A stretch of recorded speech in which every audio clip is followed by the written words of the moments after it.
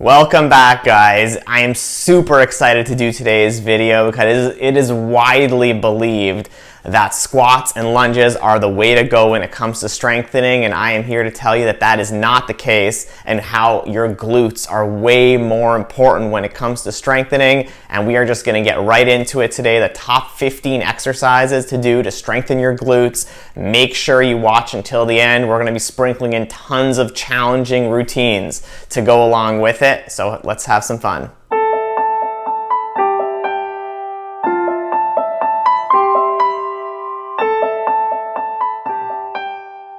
Now you guys are probably wondering, what does this guy have against squats and lunges? What did they ever do to me?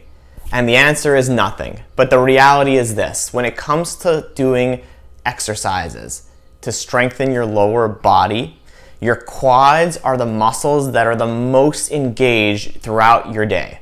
So when you're walking, when you're going upstairs, your quads are the ones firing. And so because of that, they're already so strong and so toned. However, when we're sitting and we're on the smartphone, that's when the glutes are completely shut down. And those are massive muscles in your body that we need to be working to help you out with extending yourself. And so because of that, this is why we have to strengthen them so much more than the quads, which we're working throughout the day. Now, before we jump into the 15-20 exercises that we're gonna do to strengthen the glutes, which is gonna be awesome, so stick around, we have to define first the glutes. What are the glutes? And so the glutes comprise mainly of two muscle groups. And it's important to know because they do completely different things. The first muscle group is the glute maximus, which you see over here. That muscle group is basically your butt. And that muscle group helps extend you forward and back. Now, the second muscle group is called the glute medius. That muscle group is more on the side of your hips, and that helps stabilize your pelvis when, let's say, you're standing on one leg and you're bringing your legs out to the side. So they're both really important stabilizing muscles that do completely different things. So when we go over all these exercises today, I'm going to be linking which one is for more the glute maximus and which one is for the glute medius, but the short of it is they're both extremely important to strengthen. And so we're going to be touching on several exercises for each of those muscle groups today. The first group of exercises we're going to do is the bridge routine. And so we're going to start off with all the different routines today with the most basic exercises, and then we're going to slowly progress them. So I'm going to show you about 5 or 6 different ways of doing the bridge, each one harder than the next. Now, we're going to progress it in a lot of different ways, but one of the ways is using these elastic bands from Perform Better. I'm going to link it in the description. Everyone should be using some kind of resistance elastic bands because at the end of the day, that's how you get stronger. You need to have resistance. And so you can use your body for resistance, but we can also use bands. So definitely make sure to have the different colored bands. The progression is as follows: yellow, green, blue, black, gray. I'm going to use a green band, which is kind of in the middle. You may want to start off with the yellow, but you should really have all 3 or 4 of these colors so that you can slowly progress these exercises on your own. All right, guys. Bridge routine, here we go. First one, elastic band around the top of your knees. Squeezing the glutes together, coming up. No back involvement. You won't really want to feel it right in the butt area. And back up. Now I'm putting the elastic band around the top of the knees so that I'm also getting that glute medius, which is the side glute. So this way I cover both glute muscles in the same exercise. Typically 2 to 3 sets of 10. Second progression for the bridge is actually bringing your knees all the way out, and we call this one a frog bridge for obvious reasons. Squeeze the glutes and come on up. Frog bridge just gets even more glute activation, especially as you bring those knees all the way out. Again, about 2 to 3 sets of 10 of these. If you're finding those a little bit easy, then we move on to doing some single leg bridges. Single leg bridge, I take off the band, and we're just going up on one leg, pushing through my left and coming back down. This is a much tougher exercise. Make sure you're only feeling it in your glute that you're pushing up with. I would usually do about 10 times on each. Now I'll do a little bit on the right. Pushing up, make sure not a lot of back activation here. Make sure you're breathing normally throughout the exercise, not holding your breath. Next progression, bridging up, extending one knee, bringing it back in, keeping up, and bringing it back in, and then you can come back down. Doing it again, bridge up, out with one leg, make sure your pelvis doesn't drop, keep it neutral. Back in, other side. Should be feeling it right in your butt area. And come back down. Progression number 5, I've got this chair. This is much harder. Bridge up like that. And come back down. Squeeze those glutes, bridge up, come back down. 2 to 3 sets of 10, okay? So you may want to start off in different versions of the bridge depending on where you're at, and that's totally okay. Same with the resistance bands. I use the green one. You may want to start off with the yellow. You maybe progress to gray or a black. That's all okay. These are just different options for all of you to start with. Guys, so we started off on our back doing the bridges. Now we are going on to the side to do the clamshells. We're going to be showing you glute exercises for all positions, slowly progressing up towards we're doing standing and walking stuff, so make sure you stay for that. Now, on the side, we're going to do the clamshell exercise. Great way to strengthen the glute maximus and the glute medius. You get both of those in the same exercise. We're going to go through 3 or 4 different progressions. Again, we're going to use a resistance band. So, on the side with this. Knees about 45 degrees. If that's 90, that's 0, right in the middle. And now we're going to bring that knee up and back down. Knee up, back down. Make sure you're feeling it over here. You don't really want to be feeling it anywhere else. Should be feeling it right in that gluteal area. And make sure you're not rotating out like that, because then it becomes a back exercise instead of a hip exercise. Another great cue here, make sure you're tightening your core. Bring your belly button in towards your spine. And again, about 2 to 3 sets of 10 times. For the progression, you can then go and do clamshells going the other way. This works a different part of the glute medius. Bringing the foot up like that. Progression number 3, bringing the whole leg up and down. See how my left hand is stabilizing my pelvis? Make sure it doesn't roll out. And then for the hardest of all of these exercises, get ready for this one. We're going to go right into a side plank position. These are called super clams. Side plank position. And then we're doing a clamshell in that side plank position, so you're getting a lot of good oblique and core stability. Make sure your breathing stays normal. And you may actually feel this on both sides because one glute is stabilizing the entire body to come up, and the other one is doing the clamshell, super clams. After the clamshell, now we're going to do some side leg lifts. Really important with the form on this. I'd say 90 to 95% of people who come into the clinic do this completely wrong. The same is true with any exercise class. So with the bottom leg, bend it up so you're protecting the low back. Top leg, I love doing this with a wall, and I'll tell you why. So we're going to bring that top heel into the wall, and I want you to push that heel into the wall.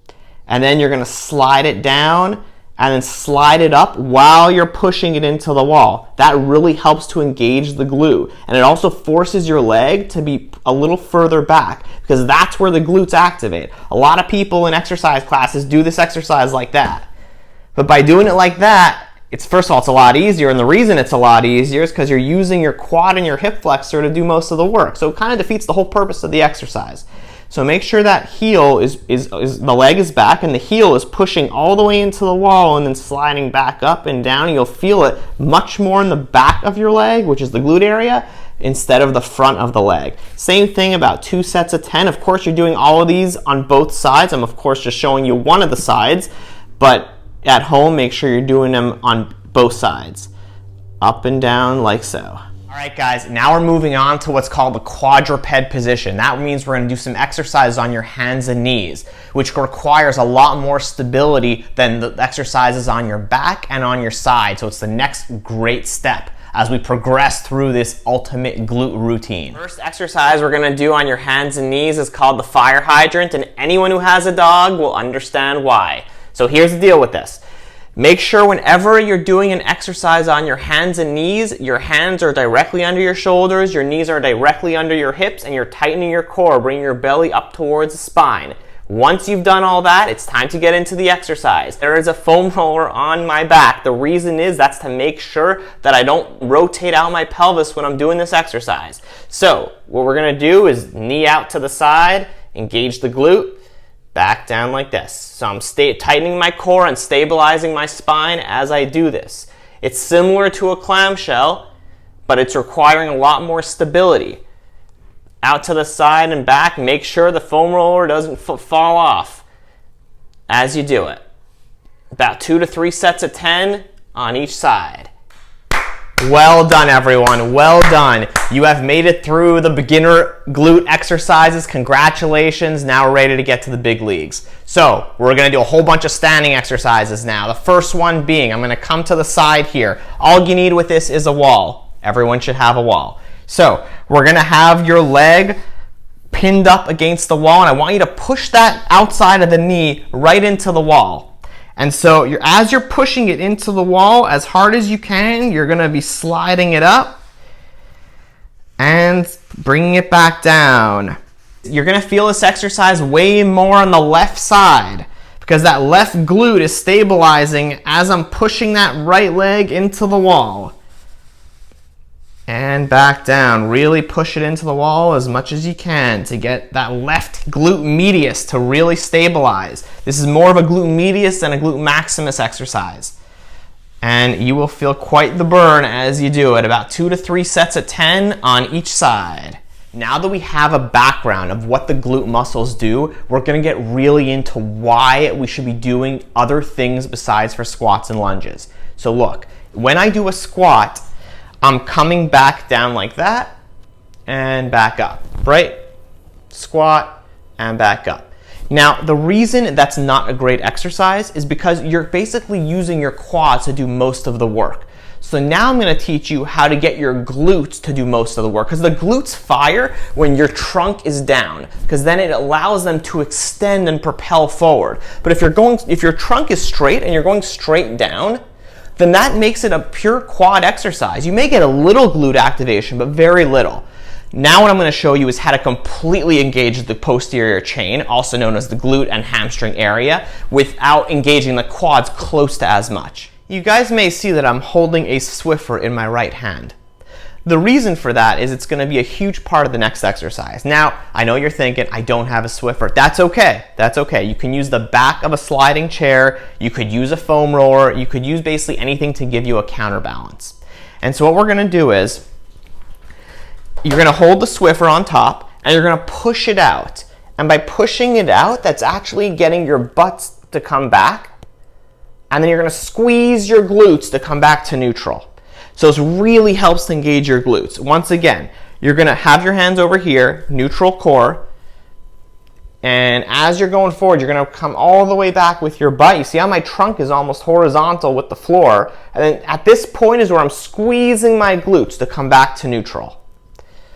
All the way back, using that Swiffer as the counterbalance, and then squeezing my glutes to come back to neutral. This is an amazing way to get the glutes firing. Very little quad activation, and you're really forcing those glutes to do work. And one of the reasons they're so inhibited is because how often do we go into these postures to get them working? And then squeeze. Typically 20 to 30 times, and once you've mastered this, now we're moving on to the next exercise. Now, once you guys have mastered the posterior hip hinge, we're going to progress it to doing it on one leg. Now, it may take you guys weeks or even months to progress until this point, and that is okay. Make sure you're ready to progress. Don't just progress because you're watching it all on a 15-20 minute video and you think that that's how long it should be taking. It could be taking much longer, and that is okay. This is just your reference guide. Now, when we progress it to that single leg hip hinge, we're going to want to make sure that you're using a paper plate or something that can slide on the floor to help with your balance. With this exercise, if your balance is not good, be careful. disclaimer, be careful. Now, what we're gonna do is it's really the same thing as the hip hinge we just showed, except it's on one leg. So in this case, I'm showing it on the right, and the left leg is gonna be the one sliding back. So I'm using a paper plate to help it slide, and same thing as the last one. We're gonna go out with the Swiffer, get that right hip all the way back, and then squeeze the right glute only all the way back up. So we're not squeezing both glutes, we're basically doing it on the right leg, and you're using the left foot just for balance. So again, all the way out. Again, I'm same thing, horizontal, horizontal, and then squeezing the right glute back. See how I'm sliding using the paper plate? You could also do it in a sock and squeeze that right glute all the way back up. Of course, you would do this on both sides. All right, guys, now we did side lying, on your back. We did quadruped, we did standing, and now we're gonna do some walking. And we call this one the monster walks.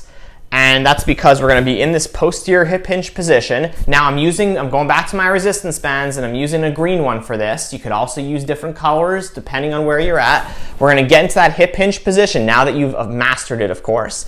And we're gonna be going out to the side. Control that trail leg.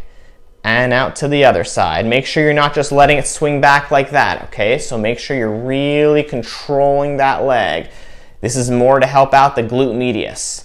They actually did a whole research study with this exercise, looking at it if you're doing it straight up or if you're doing it with that hip hinge. And what they found was if you're doing it straight up, it becomes a completely quad dominant exercise. And if you're doing it with that nice hip hinge that we just showed in the exercise before, it's engaging the glutes way more. So we definitely want to get that hip hinge going to engage those glutes. And then again, out to the side, slowly control the leg. And slowly control the leg. I would do about 2 to 3 lengths in the house. 2 quick progressions, guys, from the last exercise. If it's starting to get a bit easy, bring the band lower around the ankles. By increasing the lever arm, it makes it way, way harder to do. Okay, so we're gonna go out to the side, back, and then the other way. Around the ankles is much harder. You don't only have to increase the resistance band, you can just move the band lower down and it'll instantly get harder. I've now moved it right around my feet. This is the hardest level. And so you're going out to the side. This is really difficult. I wouldn't go too heavy with this. For the final progression, I'm not gonna show it, but I'm gonna let you guys know you can actually have a band around the top of the knees and around the ankles for double the amount of resistance. So just a few progressions to help you guys out if it's starting to get a bit easy. I promised earlier in the video for you guys who have stayed watching until this point, I'm gonna show a couple of really challenging hip exercises. This is advanced only for people who have really mastered all the ones we've done to up to this point. For this, we're gonna need a step stool. We're gonna come on right onto the stool. Notice how I have a band around my ankles. I'm gonna get into that hip hinge position. So you're doing like a single leg hip hinge and then out to the side and back. This is really challenging. You're gonna feel a huge burn on the side of the hips with this. Make sure with that left foot, it does not turn out, but it stays forward. And then we're gonna really engage the glutes. I'm in that hip hinge position. I'm not standing straight up. And make sure your balance is pretty good if you're attempting this exercise because it's pretty challenging. Once we go out to the side, the next step is to come straight diagonally back. Make sure this is just getting different fibers of the glute, and make sure you're still in that posterior hip hinge position. And again, the foot is not turning out and your trunk is staying completely neutral. Make sure to engage your core as well. You could do about 2 sets of 10 on these, up to 3 sets of 10. And then as you progress, just keep progressing with resistance levels. The next really advanced challenging exercise is called the golfer's reach. We're gonna come with the foot right in the middle. You see I'm using a few water bottles here. You can use some cones. You can use really any object that's about that height.